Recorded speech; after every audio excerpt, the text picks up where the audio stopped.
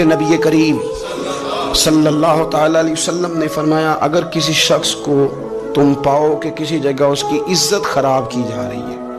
हमारे यहाँ करते हैं ना लोग, 3 लोग बैठे हैं तो एक उठ के जाता है तो बाकी 2 उसकी गीबत शुरू कर देते हैं और बड़ा मजा लेके उसकी बात करते हैं, हालांकि उन्हें ये नहीं पता कि जब तू उठ के जाएगा ना, अब तो एक ये गया है ना और तुम 2 बचे हो, तो अगर तू जाता और वो 2 बच जाते तो तेरा भी यही असर करते